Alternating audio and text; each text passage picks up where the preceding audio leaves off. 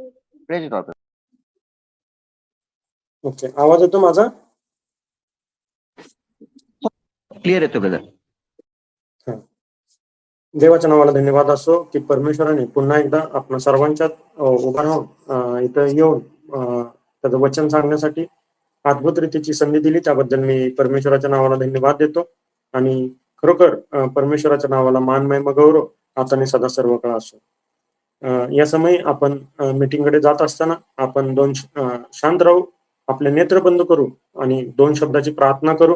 नक्कीच परमेश्वर याच्यामध्ये आपल्याला अतिशय उत्तम रीतीने चालवणार आहे. प्रार्थना करूया. स्वर्गीय पिता प्रभू, आम्ही तुला आभार मानतो, उपकार स्तुती करतो, तुला धन्यवाद देतो. या समयी आम्ही प्रार्थना करतो प्रभू, आज शनिवारी देवपा तू आम्हा सर्व तुझ्या प्रियजनांना या झूम मीटिंगच्या द्वारे एकत्रित केलंस, त्याबद्दल आम्ही तुझी उपकार स्तुती करतो. परमेश्वर, आम्ही तुला धन्यवाद देतो. आजचं वाचलेलं वचन, झालेली उपकार स्तुती, तुझी आराधना, प्रार्थना, होणारं वचन आणि देवपा होणारी प्रार्थना, सर्व काही तू आशीर्वादित कर. सदरची मीटिंग तू आशीर्वादित कर.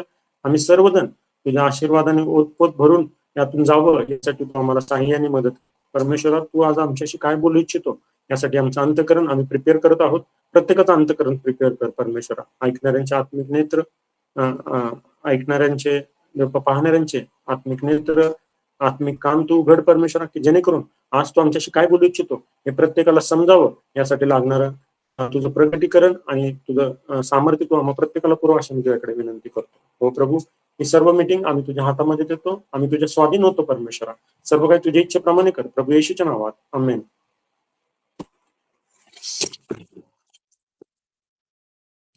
Praise the Lord.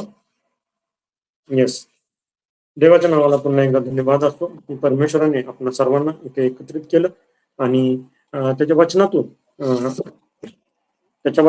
चालण्यासाठी आणि आपल्याला लीड करण्यासाठी परमेश्वराने साहाय्याने मदत केलेलं आहे. त्याबद्दल परमेश्वराच्या नावाला धन्यवाद देऊयात.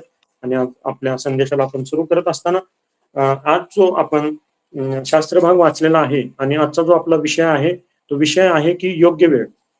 प्रियांनो, आमच्या जीवनामध्ये अनेक वेळेला आम्ही अनेक संकटातून जात असतो, अनेक पिढ्यातून आम्ही जात असतो आणि असं वाटतं की मी एवढी प्रार्थना करत आहे परमेश्वराकडे, एवढी मी आराधना करत आहे, परंतु माझे दिवस काय बदलत नाहीत, नाही का? आणि म्हणजे सर्व गोष्टी माझ्यासाठी वाईटच घडत आहेत किंवा योग्य प्रकारे घडत नाहीत, नाही का? तर प्रियांनो, इथं जर आपण पाहिलं तर परमेश्वराच्या योग्य वेळेसाठी थांबणं आमच्यासाठी अत्यंत महत्वाचं असतं. आपण पाहिलं योसेफाचं उदाहरण आपल्या सर्वांना माहिती आहे, जुन्या करारातून उत्पत्तीतून आपण थोडंसं त्याचा पार्ट वाचला. अगदी थोडक्यामध्ये आपल्याला त्याचं बॅकग्राऊंड मी सांगू इच्छितो की योसेफ जो याकोबाचा मुलगा आहे आणि खरोखर तो खूप देवभिरू मनुष्य असा आहे आणि लहानपणापासूनच परमेश्वराने त्याला अद्भुत अशा दानांनी भरलेलं, नाही का? त्याला स्वप्नांचा अर्थ सांगण्याचं दान जे परमेश्वराने दिलेलं आहे त्याच्यामध्ये तो चाललेला आहे आणि तो पाहतो स्वप्नामध्ये की त्याचे भाऊ स्लेव्ज आहेत आणि तो म्हणजे त्याच्या भावांवर हे करत आहे, नाही का? आणि असं ते स्वप्न त्याला पडल्यानंतर त्याचे भाऊ त्याच्यावर जेलस होतात, नाही का? त्याचा मत्सर करू लागतात आणि त्याला काय करतात, गुलाम म्हणून मिसर देशामध्ये विकून टाकतात, नाही का? याकोबाला खूप दुःख होतं आणि ते याकोबाला सांगतात की त्याला मारलेला आहे आणि तो मेलेला आहे, त्याला जनावरांनी खाल्लेलं वगैरे असं सांगतात. आणि ज्या वेळेस तो मिसरमध्ये येतो गुलाम म्हणून, पोटिफर याच्या ठिकाणी आल्यानंतर पोटिफर त्याचं काम बघतो आणि परमेश्वराची त्याच्यावर कृपा आहे हे आपल्याला वचनामध्ये वाचायला मिळतं, ऐकायला मिळतं. ज्या गोष्टीला तो हात लावेल त्या गोष्टीमध्ये तो यशस्वी होत होता आणि पोटिफरचा अतिशय विश्वासू असा तो सेवक झाला. परंतु पुढे काय झालं की पोटिफरची जी बायको आहे ती सुंदर आहे आणि आपल्याला ती सर्वांना ती स्टोरी माहिती आहे, नाही का? आणि ज्यावेळेस त्या स्त्रीला म्हणजे हा हात लावत नाही, परंतु ती स्त्री त्याच्यावर जबरदस्ती करण्याचा प्रयत्न करते, हा तिथून पळून जातो आणि ती त्यानंतर सगळीकडे आरडाओरड करते आणि त्या गोष्टींच्या द्वारे त्याला अंधाऱ्या कोठडीत किंवा बंदिवासात टाकण्यात येतं, नाही का? आता आपण जर पाहिलं तर त्या अंधाऱ्या कोठडीत किंवा त्या जेलमध्ये तो असताना देखील तिथं तो परमेश्वराची आराधना करत असेल, प्रार्थना करत असेल परमेश्वराकडे आणि नक्कीच परमेश्वराच्या नावाला तो धन्यवाद देत असेल, नाही का? आणि एक दिवस फारो जो राजा आहे त्याला स्वप्न पडतं आणि त्या स्वप्नाचा अर्थ कुणाला सांगता येत नाही. आणि योसेफ जो आहे त्याला एन प्रकारे फारोच्या समोर आणलं जातं आणि तो फारोच्या स्वप्नाचा अर्थ सांगतो, नाही का. आणि फारोच्या स्वप्नाचा अर्थ सांगितल्यानंतर त्याला त्या बंदिवासातून काढलं जातं आणि त्याला कुठं नेमलं जातं, तर फारोच्या नंतरचा दुसरा मनुष्य म्हणून त्याला नेमलं जातं, नाही का. म्हणजे आपण जर योसेफाच्या स्टोरीवरून पाहिलं, त्या अध्यायावरून वाचलं किंवा ऐकलं, आपल्याला एक गोष्ट समजते की योसेफ हे परमेश्वराचं कार्य करणारं लेकरू आहे, नाही का. परंतु प्रत्येक वेळेस त्याच्यावर अन्याय झालेला आम्ही पाहतो. प्रत्येक वेळेस त्या झालेल्या अन्यायामुळे त्याला त्याची शिक्षा सहन करावी लागलेली आहे. तो कुठल्याही प्रकारे दोषी नसताना त्याला अनेक वाईट प्रसंगांना सामोरं जावं लागलेलं आहे. अंधाऱ्या कोठडीत जावं लागलेलं आहे, त्याला बंदिवासात जावं लागलेलं आहे. परंतु इथे एक गोष्ट आपण जर पाहिली तर त्याच्या मुखातून कधीही देवाविषयी कोणत्याही प्रकारची तक्रार किंवा कुरकुर आम्हाला तिथं पाहावयास मिळत नाही, नाही का. परंतु एक गोष्ट पाहावयास मिळते की त्याच्यामध्ये असलेला संयम आणि त्यांनी दाखवलेला संयम, ह्या गोष्टी आम्हाला त्याच्यामध्ये पाहायला मिळतात, नाही का प्रियांनो. आणि योग्य वेळ आल्यानंतर परमेश्वर आम्हाला उंचवणार आहे, नाही का. एक मिनिट.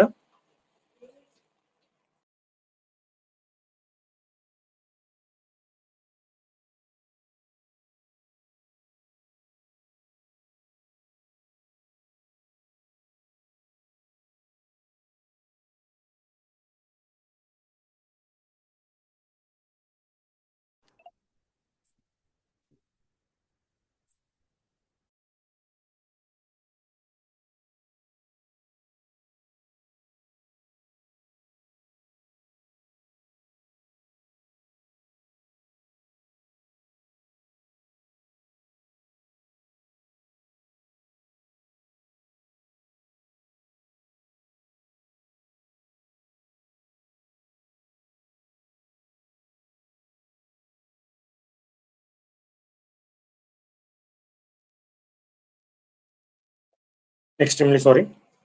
तर अशी परिस्थिती असताना योसेफाच्या मुखातून आम्ही कधीही कुरकुर किंवा देवाविषयी कुठल्याही प्रकारची तक्रार कधीच ऐकलेली नाही, नाही का. आणि अशा परिस्थितीमध्ये तो असताना देवाच्या योग्य वेळेची वाट त्यांनी नेहमी पाहिलेली आहे, नाही का. कारण की त्याला माहितीये माझा परमेश्वर योग्य वेळ आल्यानंतर मला उंचवणार आहे. आणि तीच एक्झॅक्ट गोष्ट योसेफाबरोबर आम्ही घडलेली पाहतो, नाही का. प्रियांनो, आम्ही देखील आमचं जीवन जगत असताना अनेक संकटांना आम्ही सामोरं जातो. आम्ही प्रार्थनाशील जीवन जगत असतो. आम्ही परमेश्वराची आराधना करणारे लोक आहोत. प्रार्थनाशील जीवन जगत असताना अनेक संकटांना ज्यावेळेस आम्ही सामोरं जातो, आमचे पेशन्स कधी कधी हलायला लागतात, आमचा कधी कधी ढळायला लागतो. परंतु आम्ही जर त्या परमेश्वराच्या योग्य वेळेची वाट पाहिली तर कधीही आम्हाला आमचा संयम ढळणार नाही, नाही का. आमचा संयम अधिक वाढणार आहे प्रियांनो, नाही का. तर अशाच प्रकारे ज्याप्रमाणे योसेफाच्या जीवनामध्ये अनेक अडचणी आल्या, परंतु तो कोणत्याही प्रकारे त्यांनी त्याचा संयम कधी हलवलेला आम्ही पाहत नाही. हे का झालं? कारण की योसेफावर परमेश्वराची कृपादृष्टी होती. प्रभू येशू ख्रिस्ताच्या द्वारे आमच्यावर देखील परमेश्वराने त्याची विपुल कृपा आम्हाला केलेली आहे. म्हणून आम्हाला परमेश्वराच्या योग्य वेळेची वाट पाहणं अत्यंत गरजेचं आहे.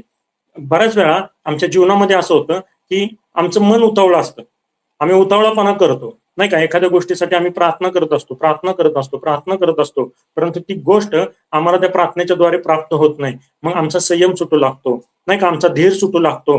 परंतु आम्हाला परमेश्वराच्या योग्य वेळेसाठी थांबणं अत्यंत गरजेचं आहे प्रियांनो, नाही का. जर तुम्ही नीतिसूत्र याचा 19वा अध्याय 2रं वचन जर वाचलं तर त्याच्यामध्ये असं लिहिलेलं आहे, उतावळ्या पायाचा मनुष्य वाट चुकतो. काय लिहिलेलं आहे? उतावळ्या पायाचा मनुष्य वाट चुकतो.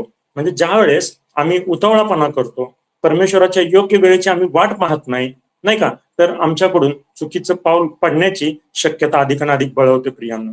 म्हणून परमेश्वराच्या योग्य वेळेची वाट पाहणं आम्हाला अत्यंत गरजेचं असतं. एक छोटंसं उदाहरण मी मागे देखील दिलं असेल तरी देखील आणखीन एकदा देतो. समजा माझा मुलगा आहे आणि माझ्याकडे कार आहे. माझा मुलगा 18 वर्षाच्या खालचा आहे, नाही का. आता समजा तो 11 वर्षाचा आहे. कार आहे माझ्या घरासमोर, परंतु त्यांनी कारची चावी घेतली आणि तो कार चालवू लागला, तर ती योग्य ठरेल का प्रियांनो? तर ते कधीच ठरणार नाही, कारण की ती योग्य वेळ नाहीये. ती कार त्याच्यासाठी, माझ्या कुटुंबियांसाठी नक्कीच आशीर्वादित आहे, नाही का. परंतु जर ती कार त्या मुलाच्या हाती लागली, अल्पवयीन मुलाच्या हाती लागली, किंवा त्याने चावी घेतली आणि ती कार चालू केली आणि चालवले, तर ते आशीर्वाद कशामध्ये बदलणार आहेत? तर ते नक्कीच शापामध्ये बदलणार आहेत प्रियांनो. म्हणून बऱ्याच वेळा आम्ही प्रार्थना करत असतो, परंतु परमेश्वर आम्हाला आमच्या प्रार्थनेचं उत्तर देत नाही, ती गोष्ट आम्हाला देत नाही, तर त्याच्या मागं परमेश्वराचं काहीतरी योग्य कारण असतं. परमेश्वराने ती गोष्ट थांबवलेली असते, कारण अजून ती योग्य वेळ आलेली नाहीये, नाही का? आम्ही आणखीन एक उदाहरण पाहतो की म्हणजे आमच्या जीवनामध्ये ती योग्य वेळ येण्यासाठी परमेश्वराची कृपा आम्हाला अत्यंत आवश्यक आहे, नाही का? परमेश्वराची योग्य वेळ आल्यानंतर नक्कीच ती गोष्ट आमच्या जीवनामध्ये घडल्याशिवाय राहणार नाही. आम्ही बायबलमधले आणखीन एक जर उदाहरण बघितलं, अतिशय सुंदर उदाहरण आहे. योहान शुभवर्तमान याचा चौथा अध्याय, 4th चॅप्टर, 4था अध्याय 7 ते 30 ही वचने जर आम्ही वाचली, तर त्याच्यामध्ये कोणाचं उदाहरण दिलेलं आहे? तर शंभरोनी स्त्रीचं उदाहरण दिलेलं आहे, नाही का? प्रभू येशू ख्रिस्त, ती शंभरोनी स्त्री कशी आहे? आमच्या दृष्टिकोनातून किंवा जगाच्या दृष्टिकोनातून अत्यंत पापी स्त्री आहे, नाही का? आणि ती विहिरीवर पाणी भरायला येत आहे. आणि कोणत्या वेळेस विहिरीवर पाणी भरायला येत आहे? तर ती विहिरीवर पाणी भरण्यासाठी, एक मिनिट,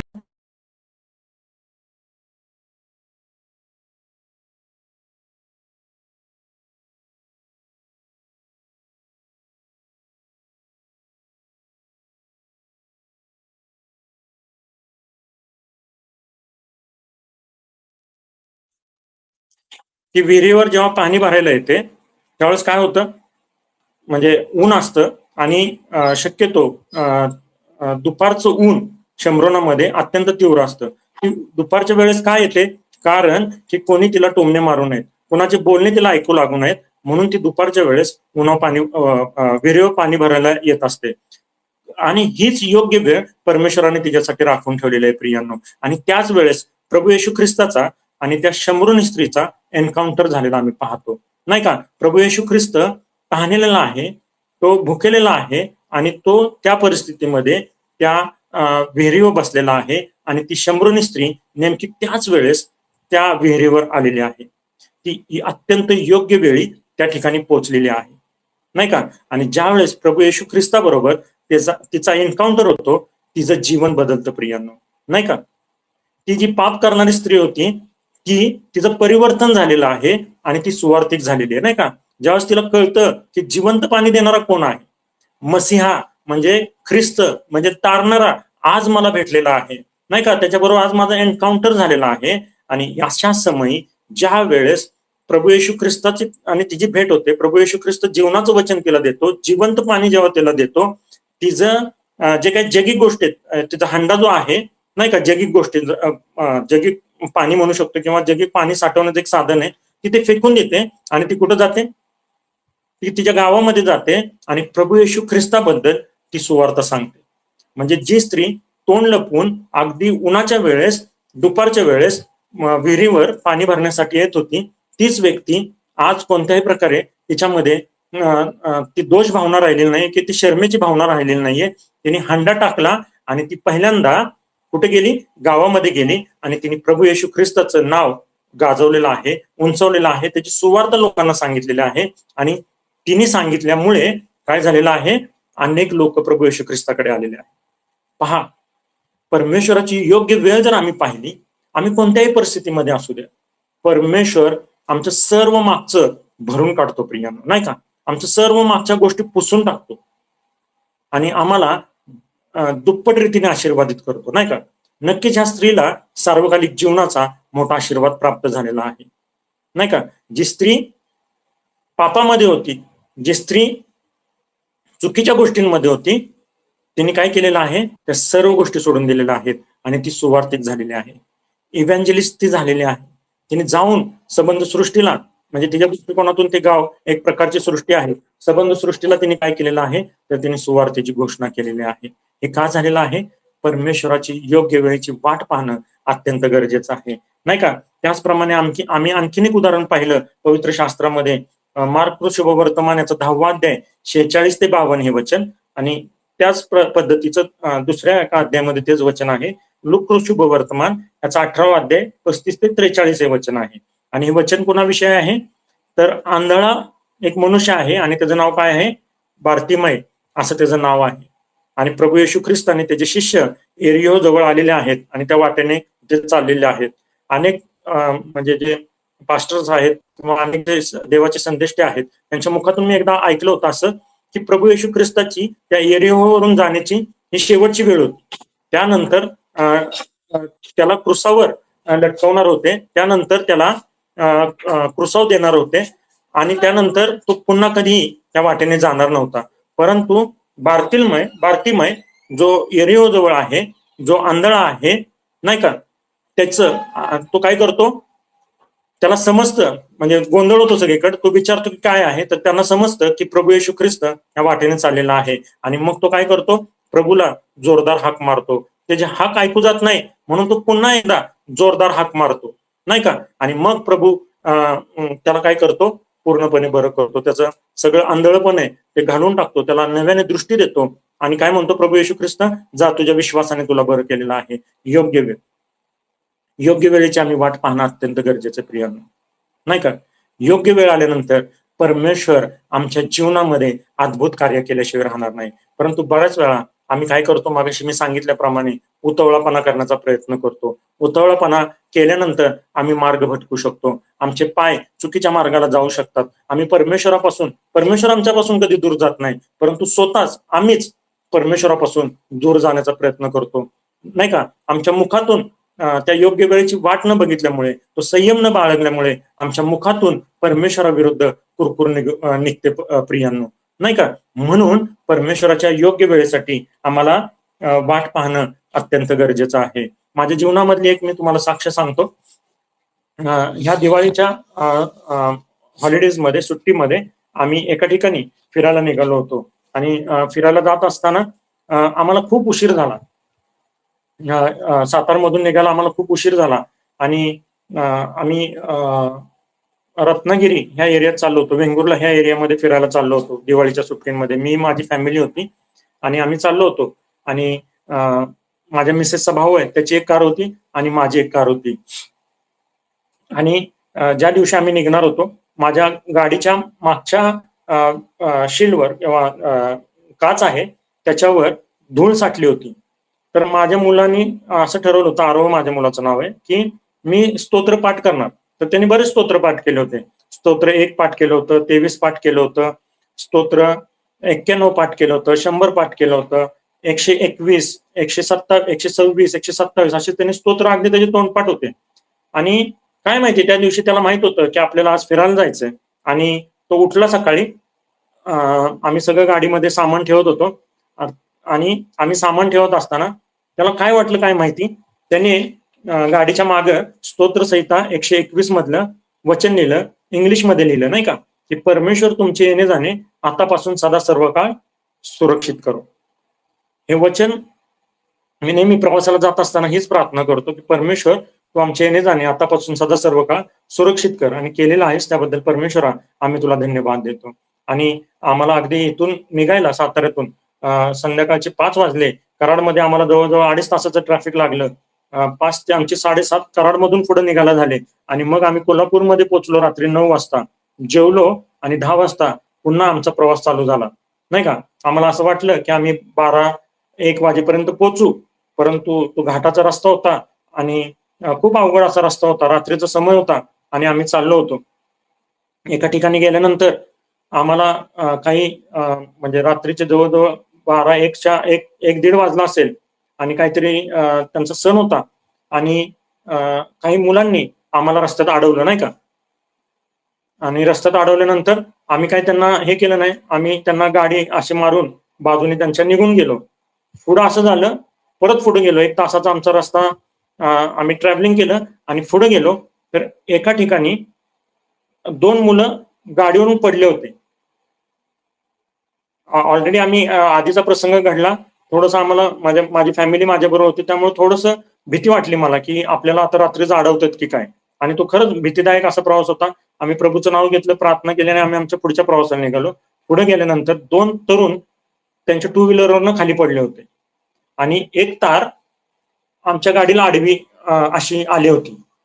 आता मी म्हटलं की बहुतेक हे जे काही चोर असतील किंवा रोड रॉबरी करणारे लोक आहेत यांनी काय केलेलं आहे, हा सगळा बनाव केलेला आहे आणि ह्यांनी तार, एवढी मोठी तार एमएससीबीची त्यांनी म्हणजे एवढी मोठी तार होती जाडच्या जाड, त्यांनी रस्त्याच्या बरोबर मध्ये बांधून ठेवलेले की जेणेकरून आपण गाडी पुढे घेऊन जाऊ शकत नाही.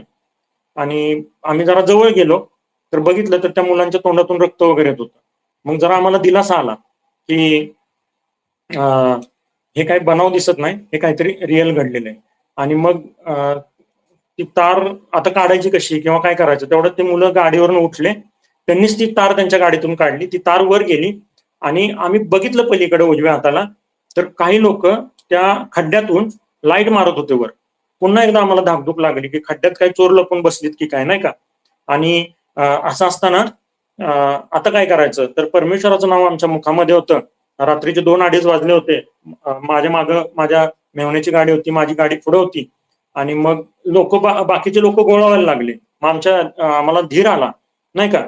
आणि म्हटलं हे काही बनाव नाहीये, काहीतरी आहे. मग आम्ही विचारलं तिथं तर काय झालं, तर तो मुलगा म्हटला की एक ट्रक आला पुढून आणि त्याने एमएससीबीची तार तोडली आणि तो त्या खड्ड्यामध्ये गेलेला आहे, पलीकडच्या खड्ड्यामध्ये, खोल आहे खड्डा, त्याच्यामध्ये तो ट्रक गेलेला आहे आणि ते काढण्याचं काम चाललेलं आहे, परंतु त्यांनी तार काढली नाही. आम्ही त्या तारेला धडकून जोरदार पडलेलो आहे, नाही का. मग आमच्या जीवात जीव आला आणि मग ती तार काढल्यानंतर आम्ही तिथून निघून गेलो. त्यांना पाणी वगैरे दिलं.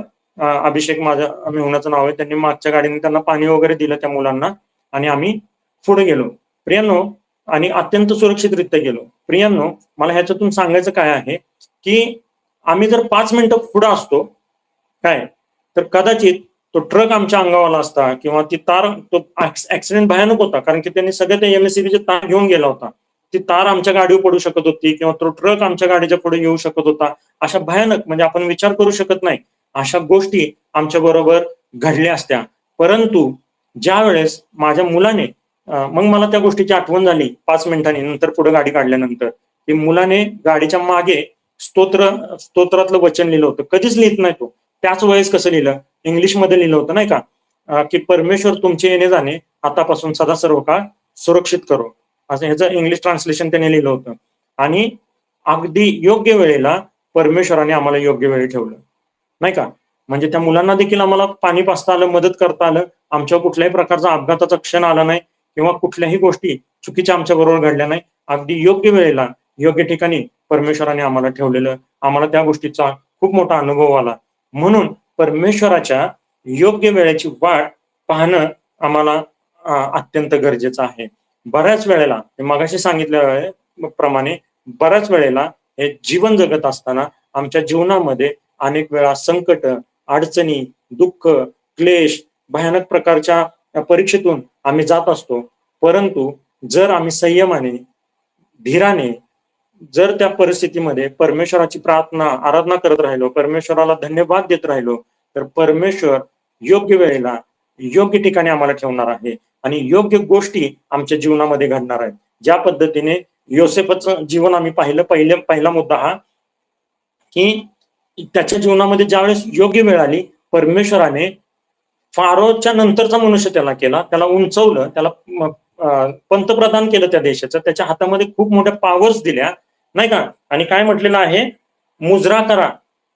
43 वचन जर आम्ही पाहिलं, उत्पत्ती 41 मधलं 43 जर वचन पाहिलं, तर ज्या योसेफाला चुकीच्या गुन्ह्यामध्ये बंदिवासात टाकलं होतं, आज त्याच योसेफाला तो फारो काय सांगत आहे, फारोने काय केलं, बोटातील मुद्रिका, राजाच्या बोटातील मुद्रिका म्हणजे ती एक स्टॅम्प अंगठी होती, ती त्याला दिलेली आहे.